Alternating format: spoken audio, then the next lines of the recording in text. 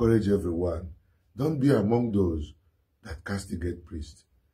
Our forefathers, even as we think they are foolish, when the priesthood came, they received it so well that when the priest is ordained, the whole village come together, both the pagans, both the non-Catholics, both the Protestants, everyone comes together. Don't be among people that castigate the priest, and which me, I'm not in support. One thing you should know is that when you are doing the right thing, nobody will come out and do what? And criticize you. Though some will do this, we do it. But when you are doing the wrong thing and expect everybody to be quiet, there is no way it's going to happen. It's not going to be possible. Now and then is no more. Now and then is not the same, I mean to say. Nyota. So, wabe joy, owe na castigate gi, owe na baligi. But the thing is that nikwe be your problem, ebe our brother no.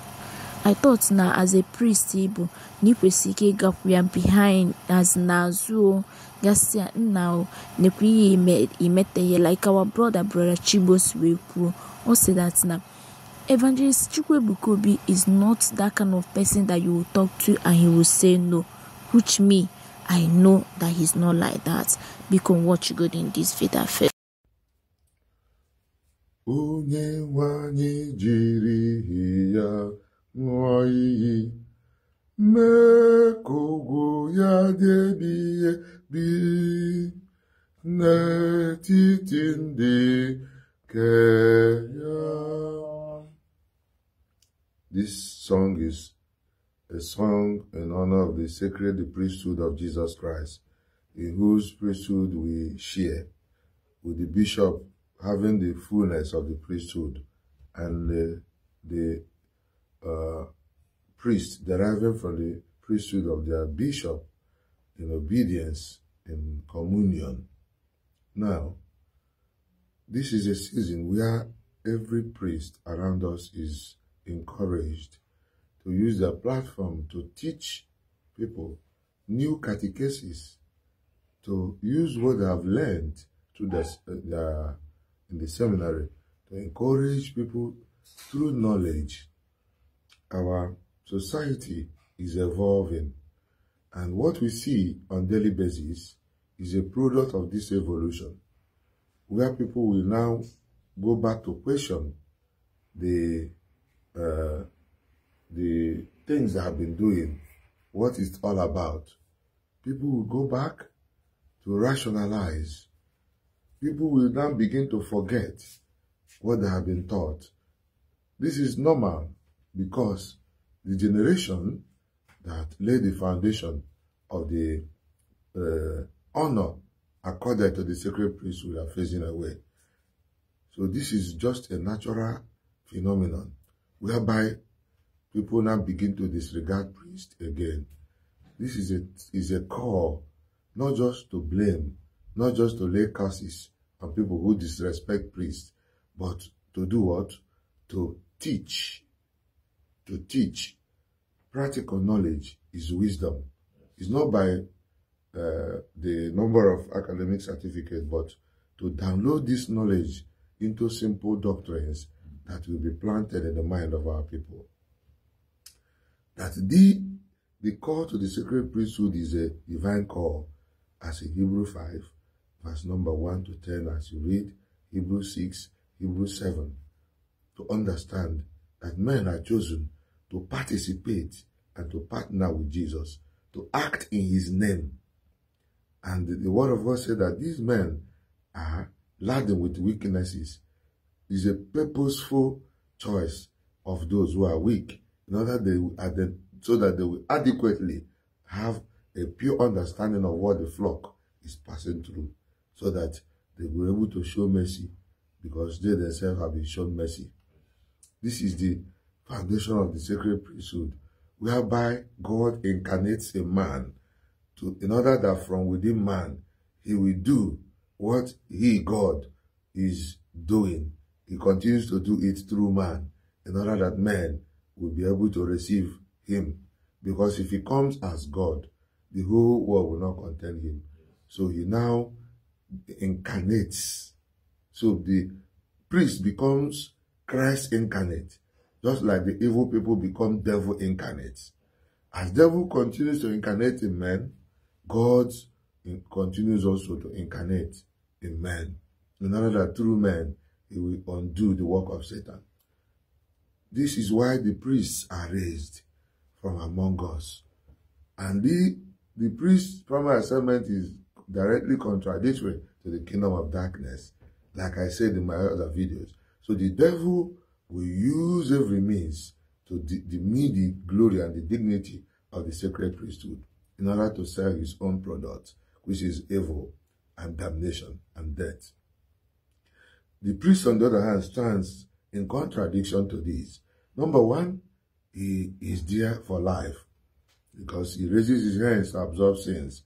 He uses his hand to consecrate the sacred species, the Santissimum. He uses his ears to hear our words, our cries. He is there to train our children. He is there to preach the word. He is there to live in the community where he is not from, live among them, and to experience what they are experiencing.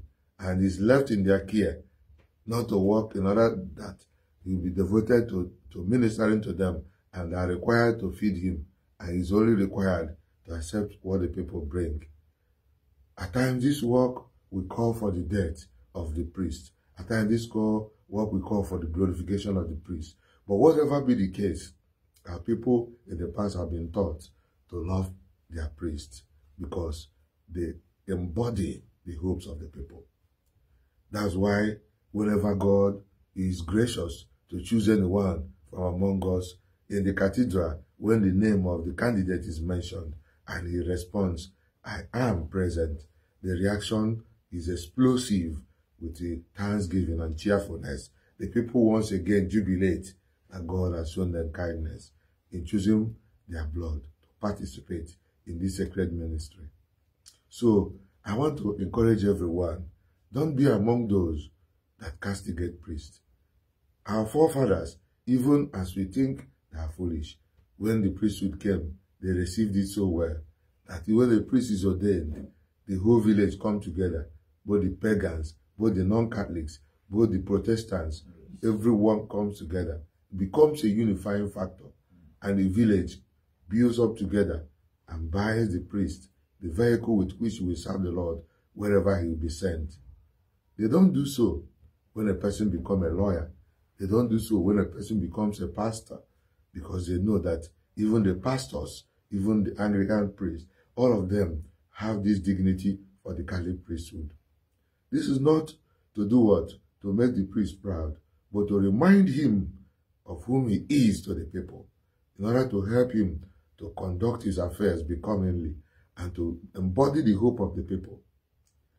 Once in Bigad, one of our formators, I could remember his name, from Osoka Diocese, he said to us, "You are being sent to any village as a redeemer in partnership with the redemptive work of Christ.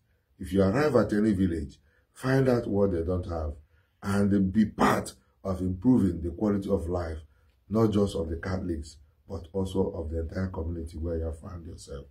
That's why when anything happens in a village where the priest is, the report comes to the priest first, even before the police. I pray that God will also strengthen each and every one of you. Amen. To begin to understand the reason why the devil will use any means.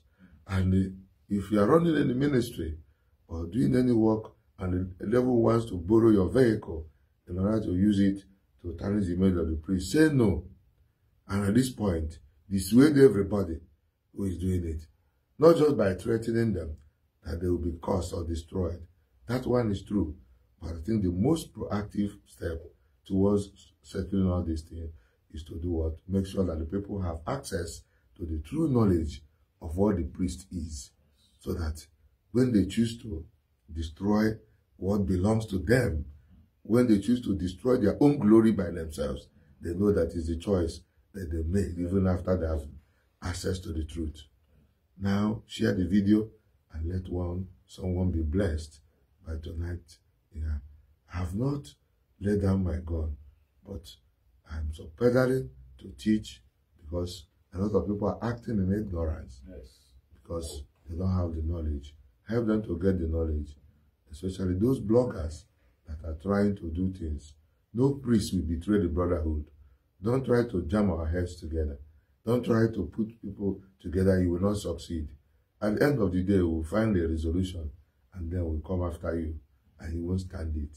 So may God bless all of you. Amen. The Father, the Son, and the Holy Spirit. Amen. Say, "We're joy." We're joy.